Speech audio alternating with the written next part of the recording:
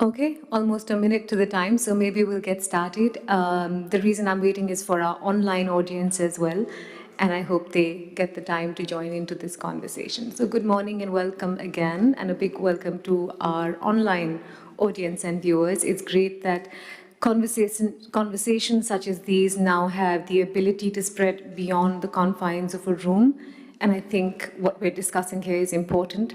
And it's important for many regions that perhaps don't have the access to or ability to come and visit a conference like this. So very happy and kudos to the audience, the conference organizers for making that effort. It's a little bit macabre in terms of a topic to kick off at 10 a.m. What we're discussing today is counting the dead, lessons from the pandemic, and what we can draw from that in terms of confronting the climate challenge. Before I introduce my very, very standout panel, I thought I'd take a minute just to contextualize this. I was thinking about it last evening. It sounds like a technical arc, what's happened with COVID, and what's happening with climate change and how do the two connect. And I think most simply put, at its barest form, we're talking about lived experience. I don't think there's anyone in this room and beyond it who wasn't affected by COVID, who didn't see a loved one or a family member or a friend suffer from it. It's common, it hurt, and it was very, very painful while we were in the midst of it. Equally, at this point, I don't think there's anyone in this room who can raise their hands and say they're unaffected by climate change, that they're living through something they haven't seen before, and that they're worried for generations after in terms of what we're really dealing with. I think if we start with that basic premise, it makes the conversation much more real. So let me start by introducing the panel that's going to be discussing all of this and perhaps more today.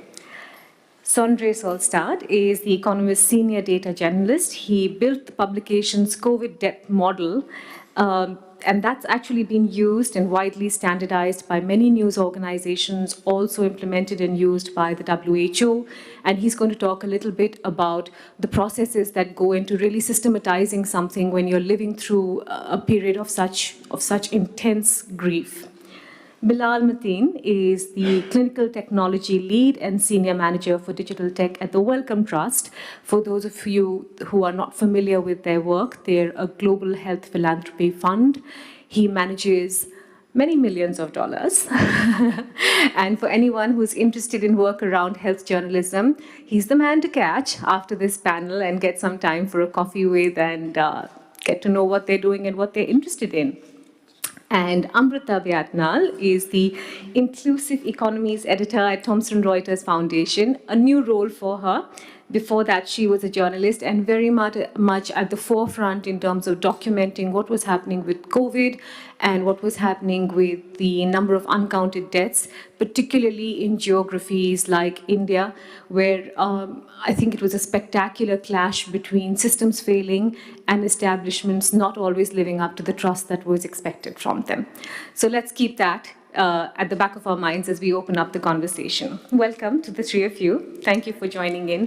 Sondre, let me start with you and let me do a little bit of a rewind perhaps, because it's good to know where we started from to know where we're going. At the point you were in the Economist newsroom and things started really escalating around COVID, where did you get to the point where you thought about, hey, that's not adding up? These numbers are not adding up, and what can we do in a more scientific manner in order to ensure that we're counting the number of dead that we're seeing across geographies? Thank you very much. Let me first say it's a pleasure to be here. I'm very honored to be on this panel. What I would say is that I remember it very vividly, actually. So this was back in early 2020. I just started at the organization, and we just passed through this wave of cases and deaths in Italy that were being reported in the media, and the next country was Spain. Everyone was talking about Spain. And I remember looking at the numbers and looking at the testing data, and essentially it just didn't add up. It seemed to me that the best way to explain this was not some major outbreak in Spain and nowhere else, but just simply that they were testing better than other countries. At that point, I realized that this would be very different in the reported figures than it would be on the ground, as it were. So that's how it all started. And then a colleague of mine had the idea to look at death tallies. And we started with Italy, and then we gradually expanded to cover those tallies where they were available, but of course they aren't available in most countries, and that's why I had to go into this big effort to try to figure out what happened in these other countries. So we're looking at a slide that you shared with us earlier. Do you want to talk our audience through? Yes, sure. So this is actually updated as of last night, I believe, or no, the day before that or something. And what you see on the, I guess it would be the lower left side, is the official COVID-19 death tallies per 100,000 population. And what you see is a world in which the rich world has suffered relatively terribly, whereas a lot of poorer countries have, for whatever reason, done a lot better. Now, in the top right, what you see is what you would get if you tried to estimate what actually happened in these countries in terms of excess deaths. So I'm not sure how much detail you want me to go into, but essentially, we might not have sort of the perfect figures for these countries, but we have a lot of data, and we can use that to estimate what probably happened. And as you can see, a lot of things change. Poorer countries do worse, as you would expect. They don't have resources for testing. And also, a range of authoritarian countries do a lot worse because they have an incentive to hide the true numbers. Now, what I would sort of finish by saying is that the problem with using the official figures is that they tend to be misleading in a very nefarious way, which is that you'll end up underestimating the severity of the pandemic in precisely the countries with the least resources to fight it. And of course, that's what I fear will happen with climate change as well. Yeah, I just have a quick follow-up question, Sondre, before I move to the other panelists, because this is a curious group of native journalists. We only think about what's happening in the newsroom often, and we feel everything so much stronger because of it. When you started doing this and started this process, did you get a lot of reach outs from journalists from other newsrooms and across other countries saying, hey, this is great, how are you doing this? What can we do to sort of contextualize this for where we're reporting from? There was a fair bit of that, yes. I would say, especially when we started, we focused on the official data that was available in a range of rich countries. And for that, we got a lot of reach out, and a lot of people essentially started using our data. And then when I started this modeling project, which was sort of more of the novelty where we are actually providing the data and being the source for the data ourselves, then I got a lot of reach out, including from the WHO and so on and so forth, and I've been advising them as a result. Amruta, something different but not quite separate was panning out across the global south. For many of us who were looking at it in the global south, it looked like a train wreck, really, in terms of what was unfolding. Yes, I think I started first looking at it with just a question, right? And the question was, will we ever know what the true toll of the pandemic will be? And I think it started sort of from the reports that were coming out from Italy, the reports that we were seeing on the ground in India, right, for example. And we had local reporters who would have to go to moratoriums, right, like who had to go literally count the number of dead, physically count the number of dead, because what was being reported by the government agencies was simply not true. It was too low to sort of, reconcile with what we were seeing and what we were experiencing, like you said, in our daily lives. Yeah. So I guess that first question led me to then ask many more questions, right? Like, what is happening globally? What are research organizations doing? What is the WHO doing? And at that point, they weren't doing anything. And it was important to ask those high-level questions because it does sort of trickle down to what was happening on the ground. When there is no global data and when there is no global understanding, what it does is it helps countries and governments hide behind that opacity in that sense, right? It helps people say, nobody knows, so it's okay to not know. And I think it's because of those local efforts, and again, like small initiatives that were coming out, thanks to researchers like Ariel Karlinski and Dmitry Kobak, who first started gathering that data, literally going to every small, statistic office from every country and gathering that information, and again, like feeding it to journalists like Sondre, it was then that we started to get a sense of what was happening and to sort of, put that picture together. Yeah. This was obviously 2020. 2021 was a lot worse, in the For many second wave. countries, For yeah. many countries.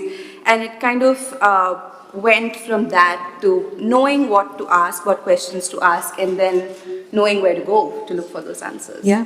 What Amruta is not modestly telling you is that she wrote some smashing stories around health at that point. And if anyone in this room or listening to this conversation is a local journalist, please take a moment to really give yourself a pat on the back. I think you are the nodal force of what is driving journalism. Of course, it's about the Economist newsrooms, but it is equally about local journalists who stand in crematoriums and say, hey, the number for this day is 1,500, and I just counted 3,000 bodies that have been cremated, so this doesn't add up. Incredible work at that point, and incredible work that you continue to do. Bilal, it's a good point to segue into climate change. I was reading this really interesting article around the time that COVID happened, and it was a scathing piece in Science, I think, around Donald Trump and his insistence on a vaccine. And I'm quoting from it because it's so good, where they said, you can't insult science when you don't like it, and then suddenly insist on something that science cannot give on demand. Is science pointing to a wholly different picture in terms of climate change and deaths than the one we're looking at or talking about at this point? It's a wonderful framing. I'm going to steal it. I'll give it to you on a T-shirt. I think that's... it's just flashing green. Switch off the mics. No, you have to switch off the mic. That one. Sorry. Switch it off. Sounds like Trump. No, I think that's exactly the way to frame it. And those of you that have worked recently in the space of climate impacts on human health will be familiar with the WHO's estimate. It's one of the first websites that pops up when you Google climate and health, which suggests that the excess mortality we should expect from climate impacts on human health will be something in the order of 250,000 by 2030. So annually between 2030 and 2050, expect 250,000 excess deaths. Now, that's about 10 years old. And when you put it in the context of what Sondre and Amruta have just been talking about, it's very easy to see climate change as a problem that we'll need to figure out in the next decade, 2 decades. And I think if you take away one thing from today, from what I have to say, it's this is not tomorrow's problem, it's today's. And the numbers that I want to plant in your head so that you can walk away with something when people go, oh, but this is what the WHO says, is that when you look at something like non-optimal temperatures, so people often go to heat waves, extreme events, more people die from what it would be considered normal ambient temperatures, which are non-optimal for human survival than they do in those extreme events. So non-optimal temperatures, too hot, too cold, is about 5 million deaths a year, excess deaths, right? Solving the problem of climate change isn't just adapting to the fact that the world's getting hotter, it's looking at the root cause, right? We burn fossil fuels, we create pollution. We've increased the estimate of the impact of premature deaths due to pollution. The WHO and IHME number used to be about 6.5, 7 million. In more recent years, we've realized it's a lot worse than we thought. It's probably around 9 million deaths a year, right? This is today's problem, not tomorrow's. And enough people are dying that I think it's very legitimate for us to be on stage and talk about the two in the same breath, because this is a public health crisis and we do need to get our hands around it. The difficulty is when you talk about COVID, you're talking about a pretty singular entity. When you're talking about climate change, you are talking about something that's so heterogeneous that it's sometimes hard to count up all of the individual pieces and see the total magnitude of the impact that we know to exist. And that's what brings me to the slide behind you. Much like Sondre's, where the official reporting for most of Africa was highly discrepant with what you were seeing with excess mortality. This is actually a figure from the paper that gives me that 5 million deaths from non-optimal temperatures. So each of those dots is a location from which temperature and mortality data is provided to arguably one of the most comprehensive studies that is currently available. It's called the multi-country, multi-city collaboration. It is a brilliant piece of work. But what I want you to take away is that most of Africa is missing. In fact, there is one country in Africa from which you are reliably collecting data, and that's South Africa. which is very much a middle-income nation.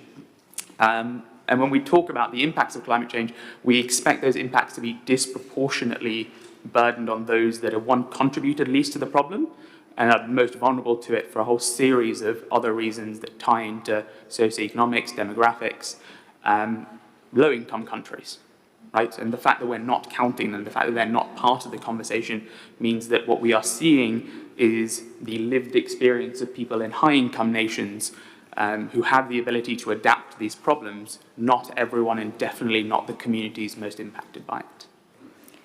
Just to buttress that point, I was reading a report by the University of Chicago that pointed to the fact that by 2100, as many people would have died of climate change as they have of cancer and infectious diseases. And to say the fact that because there's a longitudinal sort of element to this, right? One is, of course, talking about people who've died, but the other is talking about people living in extremely poor living conditions that are affecting their health, that are affecting the sort of social and economic fabric of where they live. There's a problem here, which is the same problem that COVID presented, which is that many journalists for whom climate is a beat or who feel strongly about it get it. A lot of philanthropic organizations like yours get it. Sometimes policy does not get it. What is it that you want to see from journalists and newsrooms and organizations that can speak to a problem like this? What is it that you would like to see amplified? Two things, and this is my ask of all of you. One is intention and the second is context, right? We will talk a lot, I imagine, over the next hour about the fact that a lot of the data that we need is missing. I think over the last 3 years, we have seen this shift. Journalism is no longer separate to research. I see it on this spectrum where what a lot of local journalists are doing is part of the research ecosystem and cycle. We need you as much as you need us. Yeah. And helping platform the fact that there are data gaps, helping be that mouthpiece where I think researchers maybe write great ideas. And I'm sorry, it warms my heart that you say you need us. It's nice to feel needed as a journalist. It's been a minute. I think it is a symbiotic relationship, and we need you to tell those stories about what is missing so that we can both evangelize and ask for it. Yeah. Right. So that's the intention piece.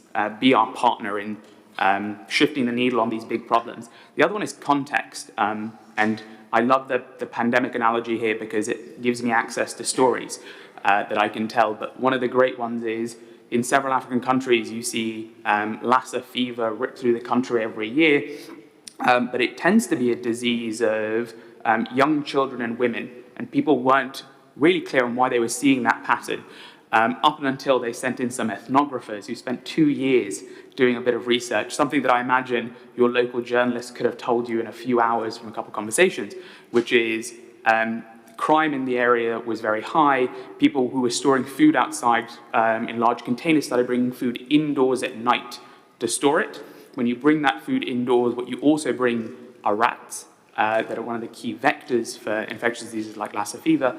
And when you looked at the household structure, men would sleep on beds and women, mothers and their children would sleep on the floor, most accessible to rats. And suddenly you understand why it is that we're seeing the pattern that we're seeing, right? That local context that journalists provide is very much part of that first line of defense against the next epidemic, outbreak, pandemic. It will be the first line of defense against the impacts of climate change, and helping researchers know where to look, right? Again, it's a partnership. And I don't think we talk enough about the fact that these silos exist in much more nuanced ways than we talk about. Sometimes we think about it just in subject matter silos, where I think even professions need to recognize there is opportunity in working together. Yeah, and I would say the third pillar to that is audience. Just to take a second to explain, I run something also called the Oxford Climate Journalism Network. Last year, we did some research around audience trends in 8 countries, including countries like the UK, India, Pakistan. And one of the things that we came away with, and that was important, is that audiences do want more news around climate change, but often they feel overwhelmed by not understanding the context of it. How big is this problem? How small is this problem? How worried should I be? What can I do? There's a lot of that coming into how they're consuming news around climate change. So let me use that as sort of the backdrop, Sondre, and ask you, if newsrooms newsrooms or journalists were to say, okay, I understand, how do I sit down and do this? How do I build a model where I can understand what the impact is, and how do I equally communicate that in a way that is clear to my audience? How would you do it? Well, first off, it's often very hard. That's part of it. But I think that there is an untapped potential here. And I think that we will see a lot more of this sort of work where you are doing kind of research as a journalist. And I think that this will happen. And there's a couple of reasons for this. One of them being that you see this sort of quantification elsewhere in society. If journalists don't provide a narrative, then others will, and that will win out, and that will be very bad, I think, in many cases, as industry and governments dominate the conversation. Now, how do you do this? There are a couple of ways, I think, that you can greatly increase your ability to do it. One is if people can share their work openly. Personally, I think you should do open source work if you can. So that's what I'm trying to do. Whenever I do something, I share my detailed methodology, I share my code, I share my data. Everyone can use it as they want. The second thing is that I find that a lot of academics actually are very receptive. They just need to be, and pardon to any academics in the audience, they just need to be given very clear instructions about what you need. Sounds familiar. Yes. And so one of the things that I try to do is I'll talk to them and I'll say, I'm interested in this question. This is the particular context that I'm working in. I need numbers on this. What would be your best guess? I don't need you to say, maybe it could be this, maybe it could be that. I need to say, what is your best guess and what is the range around that you think is likely? And with something like that, you can often get pretty far. Overall, though, I think there is especially an untapped space in local reporting. So the kind of work that I often tend to do is sort of these more like global things. We're an international publication. We have readers in sort of that want sort of that context. But I think in local reporting, you're seeing this more and more, and especially during the pandemic in places like India, Jakarta, and Turkey, where local journalists would actually sit down and be like, well, okay, well, these are the death counts. How do I model excess deaths? They look up a publication, they figure out how it's done. It turns out not to be that complicated. Then they do it, and then you suddenly have a number that you can refer to. Sondre, Do you want to jump if I in? could Yeah. just interrupt, Yes. do you want to quickly explain how you did it? And what is this concept of excess deaths and how that sort of came to be the measure that we used? Yes, of course. Sorry, I've sort of it's been in my head for a couple of years now. It's the suit. No, no. So what it is if you take death counts and then you look at how much you look at death counts, and you say, well, what would you expect in a normal year, and what do we actually observe? So during the pandemic, you might expect, say, 600,000 deaths in a country. Instead, you actually see 1 million, and you have 400,000 excess deaths. Yeah. And so basically, you take, say, 2015 to 2019. Yeah. You look at the trend, and then you have a baseline. And then, What I wanted to ask was whether you've started this process in particular countries and what you're beginning to see. I mean, just to hark back to the point Bilal is saying, if the WHO is this much behind their figures, what is it that you've begun to track, and have you begun to track it? you were talking about Climate change. Oh, climate change. Yeah. Yes, I think climate change is a tough one, to be honest. There is a sort of a twin problem where you have this very physical reality that a lot of climate modelers are interested in, where they're sort of trying to figure out what the effects of different emissions, different gases, and so on will be on temperature, on the likelihood of extreme events, and so on and so forth. But then you have, at least my interest, which is on the human outcomes. Sort of what does this mean in terms of what you see on the ground for people living in these places. We have done some work on heat waves. We did recently in India and in Europe. We're also looking at extreme cold because of the war, essentially, and what that meant for fuel prices. Do you want to walk us through what you saw in India, for example, or even with the cold wave? Yes, sure. So in India, it is, as you know at the moment, pretty bad. And one thing that's particularly worrying is, of course, these wet bulb temperatures, where humans basically cannot survive without some sort of method of cooling themselves. Curiously, though, there is some strange interaction with pollution in some places, where pollution actually can reduce the problem, which is something we're looking into. And then in Europe, the cold wasn't as bad as expected this winter, which was very good. Amruta, what did this mean for journalists like you in newsrooms that didn't have access to this much information? As also, I would add, the added and extremely difficult layer of policy and policymakers not being as accessible or as honest as one would like. And are you seeing that in climate change reportage as well? Yes, absolutely. But I think for every policymaker who does not want to speak, there are 10 who are not allowed to speak and would want to get their point across to you. So I guess our jobs as journalists is also to find those people and to know, the work that is happening and to follow their work over a period of time so you know what questions to ask. And again, we're not strangers to this phenomenon in India. For the COVID-19 excess deaths, for example, the government reported less than 500,000 deaths. Yeah. And what the data actually told us eventually that it was more than 10 times that.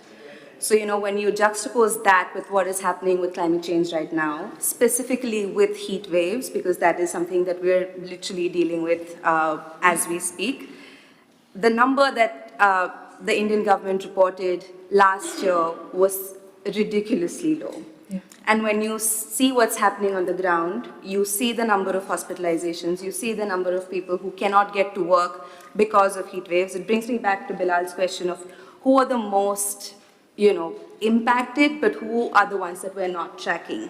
So here we're talking about daily laborers, we're talking about migrant workers, we're talking about women and children. So, and then you go back to, okay, how do policymakers think of them?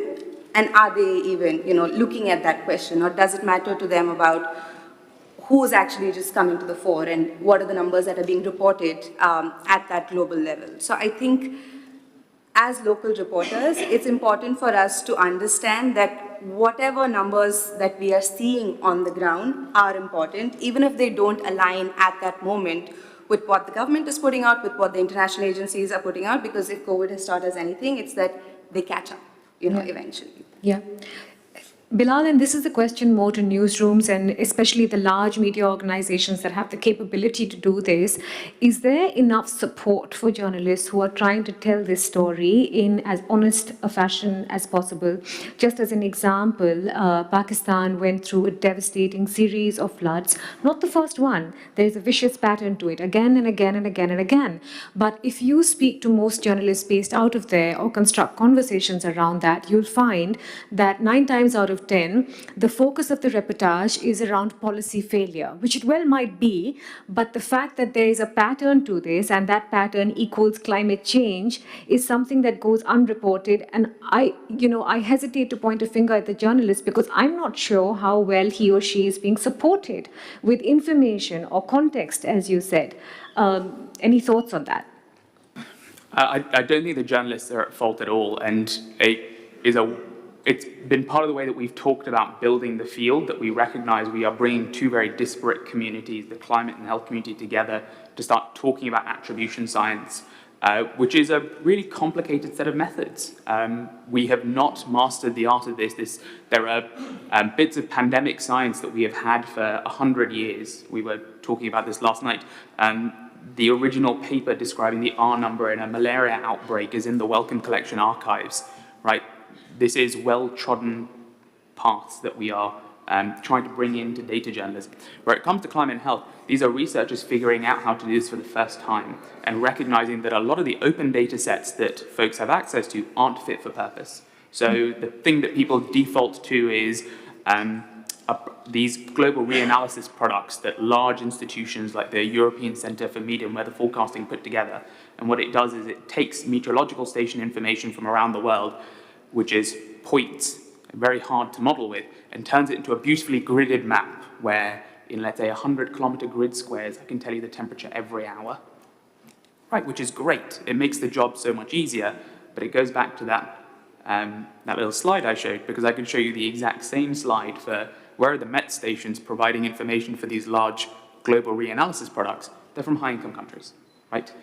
Tufa Dinku, who's a brilliant scientist, Ethiopian by origin, but works at the University of Columbia, sat with us a few months ago and said there are more Met stations in Germany providing information to these large models than there are in the entire continent of Africa, right? So my criticism isn't going to be with any individual, but rather the fact that there is a whole bunch of research that we need to do to establish what best-in-class analysis looks like, and then figuring out how we disseminate it in a way that journalists can use it, right? It can't be hidden in a paper behind a paywall in language that is inscrutable to the common person.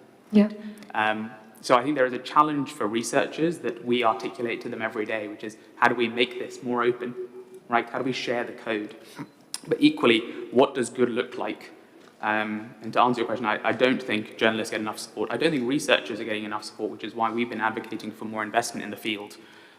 But it's delightful to hear that the conversation is finally surfacing and we're recognizing that there is a challenge here that needs to be met with a degree of urgency. Yeah. Amruta and Sondre, the question is really for both of you, and this is the important one, I think, and the other parallel to draw between COVID and climate change, which is, guess what? Neither of them respect geographical or national boundaries. They're not going to stop at the border between Italy and Spain and say, hey, now, here's where I take a pause. So how do the both of you suggest building international collaboration and support amongst journalists, especially when you're pushing back not always against a local government, but against much larger organizations? You're pointing fingers at the WHO and saying, no, I disagree with these figures. How do you do that? You want to go first, or? You can go. You want to start with the local? We'll start with the local and go. Yeah. I mean, I think the key is really knowing who else is working in the field and how to actually get that message across, right? And I think those lines are getting really blurred every day. Like we're just saying, you know, we're not used to really talking about climate and health in the same breath. But here we are. This is the moment that we need to start doing it. And I think we really need to break those silos of climate journalism, health journalism, policy journalism. I think everyone is a climate journalist. Everyone needs to be a health journalist. And at the end of the day, we're all policy journalists, whether, you know, we're reporting it from the UN or our national parliaments, or, you know, looking at what impact is happening on the ground, because eventually we're talking about lives. Yeah. So I think really knowing who your allies are and who you can connect with and, you know, speak the same language is important, both at the local level and at the global level. I think global journalists, quote unquote, I say, have an added responsibility of, you know, like figuring out who those local journalists are, giving them credit where it's due, and also figuring out how you can work with them collaboratively rather than, you know, taking the information that they produce and sort of using it in a broader big picture sense. Because I think, again, the lines between big picture and field reporting is also getting blurred every day. Yeah. Sondre, are the Economist DMs open? Yes, okay. Yes, they are. Good to know. No, I think that's an excellent answer, and I do think I'll pick up on a few things. One is this thing about credit. I think that is absolutely crucial, actually, and you know, the stuff that we're doing, we wouldn't be able to do if we didn't have support from local journalists, our own, but also local publications. And I think if you support and you highlight and you really celebrate good work, then you'll see more of it. So we should really do that. With regards to these global collaborations, I do think, as you say, that the people working for big international publications should they have a special responsibility, I think, to be transparent in their methods and to give back. One of the ways that we're trying to do that is to work with organizations like Our World in Data, which we talked about yesterday, and have them essentially use our data and say, you know, you can use it, and then from there on out, it goes out into all sorts of publications. And I think the last point I'll say is that it is crucial not just to get the sort of facts from the ground, but also what those facts mean. And I think that is something that is too frequently overlooked, where you hear a story about something happening and you say, well, oh, you know, this doesn't sound that bad, but then you learn, you know, like the story about this epidemic you're talking about, that actually the spike in robberies had the follow-on effect of actually causing an epidemic because people took their food inside and so on and so forth. And I think that last part is something you can really only do if you're on the ground, if you're there. Did you have an example of that when you were sort of in the throes of reporting around COVID, for instance? Yes, I think there were many. So one of the things that I was very curious about was the situation in China, of course, where we tried as hard as we could to get the numbers. And there were only single-digit figures. It was, yeah. No, and it's just very difficult. And one of the things I remember was a bit after the initial outbreak in Wuhan, we had some people who were allowed to go back on a trip to the city, and I asked them, "Can you please go to the graveyard and take pictures of the gravestones?" Turns out they had the whole place guarded, so you couldn't get in. So I think that sort of speaks about what authoritarian governments can do in order to suppress the true tallies. And the inherent bravery of on-ground journalists in doing that. I want to talk about, because I don't want to leave you with a heavy heart and heavy mind, I want to talk about the solutions that could present themselves in a situation like this. But before that, let me pause for a minute and do a sort of tour de table of journalists or organizations or work that you recommend for people in this room and outside to follow, that you think are doing seminal work around climate change, around health and climate, that you think all of us should follow and read. Perhaps you could start with you. Oh, God. I think on the research side, there are brilliant groups throughout the world. I will name a few, but I will say that if you follow the Wellcome Trust, we will share a lot of them with you. You are welcome to reach out to our comms team. But on the research side, I would say folks like Sir Andrew Haynes at the London School of Hygiene and Tropical Medicine has been around for a long time. He has been a force in the field and has really advocated for the climate and health intersection. He was there back in the day when we called it planetary health as well. I would say folks like Rachel Lowe, who's now at the Barcelona Supercomputing Center, is absolutely incredible with all of her thinking around how do we use novel technology, drones, low-cost sensors to fill weather gaps in low and middle-income countries where, let's be honest, we're not going to start spending tens of millions, hundreds of millions building new meteorological services. So we need to think in a more agile way about how we fill those gaps. Antonio Gasparini at the school, who led the multi-city, multi-country collaboration, is coordinator of it, along with many other collaborators. I'm thinking of people like Matthew Chersich in South Africa, who does a lot of work on the impacts of heat on maternal, newborn and child health. There are policy groups like Climate Works, the Thomson Reuters Institute, the WHO, Diarmaid Campbell and Joy Schumacher-Guillemot, who work at the WMO, the World Meteorological Organization as well, thinking about climate and health. I don't think, whilst I completely agree with the point that there was a lot that went wrong with how national governments, international multilateral organizations shared information and talked about the problem during the pandemic. Also, I think that to be a little bit generous to them, there are a set of perverse incentives we've created for them to not always do their jobs in the way that we'd like them to not always behave in a manner that you and I would consider trustworthy, but is necessary.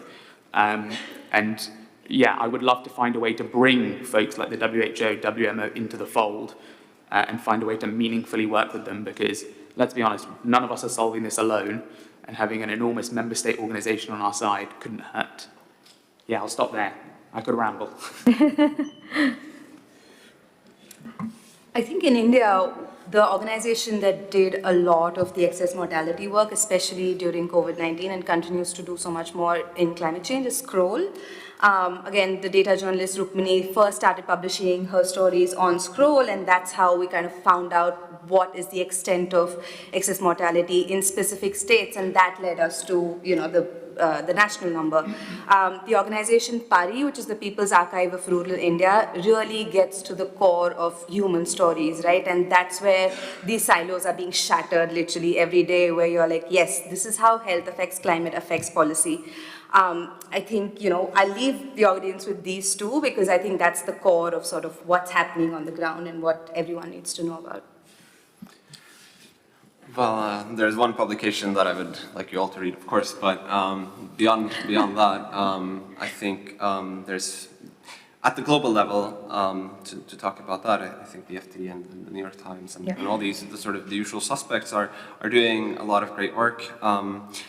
I think people like Hannah Ritchie at Our World in Data is really good at highlighting the steps that people can personally take in order to be more climate friendly. And then beyond that, it gets a lot murkier, and it's kind of hard to highlight that many people. I think it depends a lot on the context you're interested in. If you're interested in climate change in your local community, which is a real thing and is sort of happening right now, then follow your local journalist.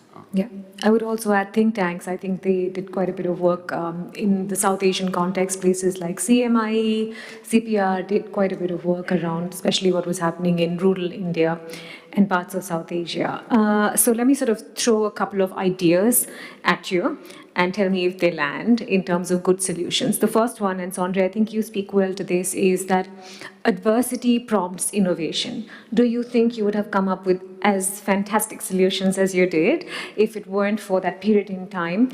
And do you feel, by extension, that at this point we really do have the tools that we need? We're just not using them efficiently enough to talk to climate change and death or mortality? Short answers would be yes and yes. I think that necessity does breed innovation, and I do think it would be very hard for someone like me. I mean, coming in, I was 2 months into the job when I started doing this. It would be very hard if it wasn't a time of immediate sort of no one knows what's going on crisis. I do think the tools are not, there's no perfect sort of, oh, we used this for COVID, let's just take it and use it for climate change. But a lot of the tools, a lot of the techniques, and I think especially this questioning of numbers that are being put out by competing sources, I think is a big one. So yeah, I would say that. Okay. Bilal, for you, the point that you made about inequality, because often it's not just exacerbated by the threat itself, but by the mitigation policies that are presented, which can often be quite skewed. Would you say then that one way to go about this is to really work hard at transparency of normative standpoints and to sort of share that with the wider journalistic community, saying, here's the bar you need to set and here's where you need to rank everyone against it? Absolutely. And I think that with that responsibility comes a responsibility for us as an academic community to make sure that we can develop effective normative standards and describe what good looks like in terms of best-in-class research methodology applied to this problem. But no, I think that's an absolutely incredible way to frame it, which is, like I said, it's a partnership. How do we give you the tools that you need to provide a really important service that's going to be necessary if we're going to shift policy action and the eventual death toll needle of this problem? Yeah. Amruta, perhaps the toughest one for you and how to do it, which is that broad public support is critical. You may hate and love your audience on alternate days, depending on how your story does. But ultimately, as Bilal said, no one's getting this done alone. Yes, absolutely. And I think it also brings us to the question of trust and the trust that we can build in our audience as journalists, right? I think by questioning figures, government figures, international organization figures, just questioning the status quo is something that we have to keep doing every day. Again, the audience might hate us for it because they don't want to believe that things are as bad. We're being called alarmist every day, but this is the reality and this is what our jobs are as journalists at the end of the day. Yeah, and I think I would just add a fourth one, which is to unite behind the science. Don't drink the toilet cleaner, don't sniff the garlic. It didn't work for COVID. It's not going to work for climate change.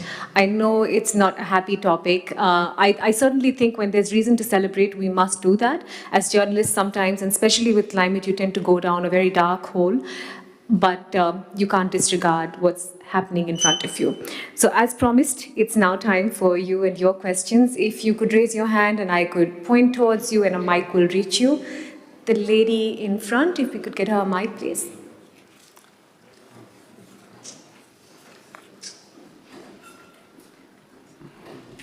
Right up in front, the first row here. And if you could mention who the question is for. Is it working? Yes. Yeah. Hi, I'm Kim Brees, and I co-created something called the self-investigation during the pandemic to support journalists to stay healthy and sane, covering dark stories. So I want to take a little flip in this, and this is for everybody, but all of you, which is, as you said, covering this is a dark road. So one of the pieces I'm missing in this conversation about an ask to newsrooms is how do you develop systems and a culture that's going to sustain journalists to sustain this work? Both those further away, but those on the ground witnessing this. So I'd like to know if you're willing to talk about what toll did it take on you, if that's relevant, and is Wellcome Trust willing to invest in this equally as well as the hard skills and all of the important things, because this is too important. Too important. Thank you. Thank you. Of course. Mental health. Sondre, do you want to give a quick sort of 2 months into a new job and... I think overall it's been, I've been extremely busy, but yeah, I really don't feel like I can complain. Sitting in some London flat, the subject matter is dark, of course, and it does affect you, but yeah, I don't feel like I can complain. With regards to building culture, I think that was a very important point, because internally too, there is this tendency to sort of, well, we have this government number, let's just use that, let's get it out. And there you need to be kind of militant, to be honest, and basically say, no, that is fake, or, we can't trust it. Here's what, you need to give a range, you need to say it's uncertain, you need to do all these things, because that's the only way you can actually tell the true story. And that gives you some enemies, or not enemies, but it brings you into some debates. Amruta, for you, collateral damage and building culture in organizations. Yeah, absolutely. I mean, it wasn't easy reporting on COVID, especially in a place like India. But I think having colleagues who support you, who understand what it actually means to be there, day in and day out reporting it, meant a lot. And I think if there's a way to codify that would be great. I know that we're not seeing it right now in newsrooms, but there's definitely lessons that we've learned and we can share from this. I know we talked last night, Bilal, about the Wellcome Group's interest in mental health as, a building block in this. So I'll answer the question, and then I'll take you on a little detour if I have 60 seconds. Okay. So Wellcome is incredibly interested in mental health. It's one of our 4 strategic priorities. We will be spending a lot of money on it, and Miranda Walpert, who's our Director of Mental Health, and Alan Dangle, who's our Director of Climate and Health, stand, because they both have standing desks, about 20 feet from each other in the office, and there are a lot of conversations around the intersection of climate impacts on mental health, not just eco-anxiety, as we're seeing a lot in younger people who are worried about the future of the planet and their future, but also very tangible impacts that you see when you get food insecurity. Every so often you see a spike in suicidality in Brazil, based on a large cohort study that exists there that we fund, where you can pull out the signal, because when you get a drought and farmers no longer are able to both provide for their families but also make a living, it's unsurprising that they're driven to those thoughts, right? So this is an incredibly complex problem that sees every degree of severity, and we are very invested in trying to figure out what our role is in driving research in this space. The other thing I will say more from a personal perspective is I spent the first 6 months of the pandemic, I trained as a physician, working in an A&E in the worst hit part of the UK, and it felt very similar to, I imagine, how people felt around the world, because it didn't matter if you were in London, it didn't matter if you were in Zimbabwe. We all had no idea how to treat this disease, and we were all without tools, even when surrounded by plenty. We did not figure out how to support physicians well. We did not figure out how to support allied healthcare staff well. And I suspect that the conversation does need to broaden out to, there are lots of people who are at the quote-unquote front lines of these public health emergencies that we do need to figure out how to support better. Do I have a good answer for you? No. But rest assured that many of us recognize that there's a lot to be done in the space. A mic in the front, please.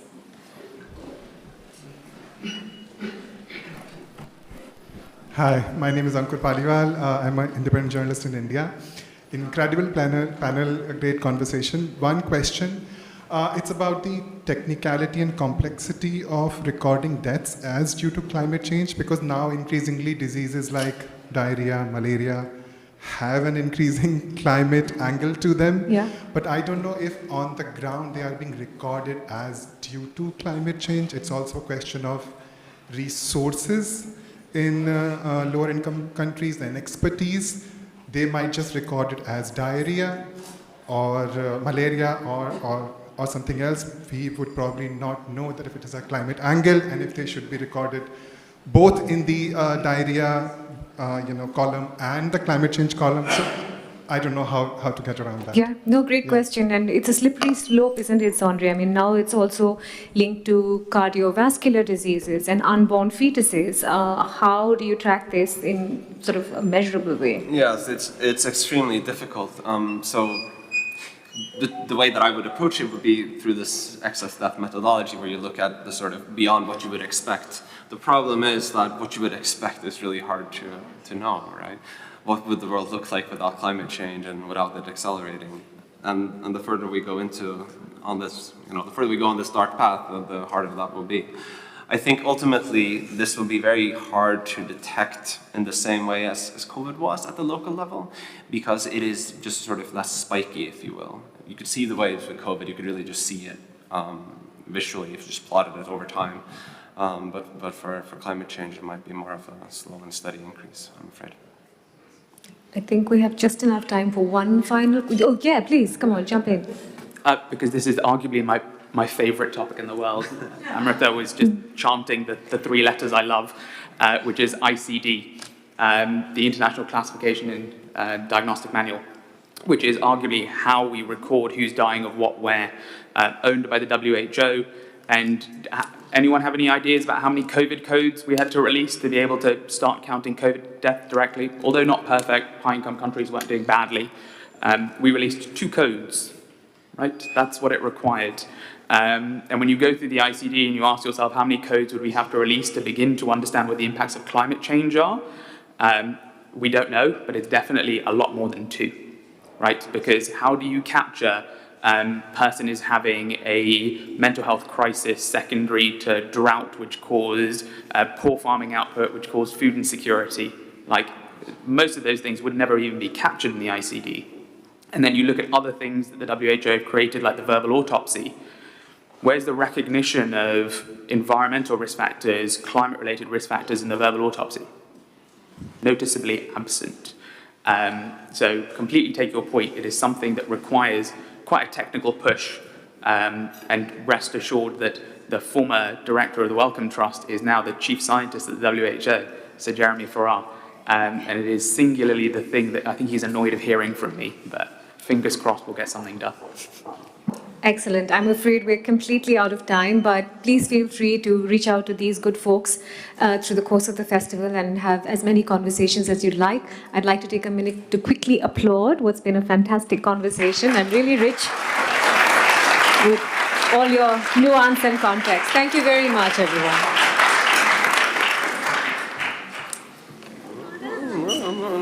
You're really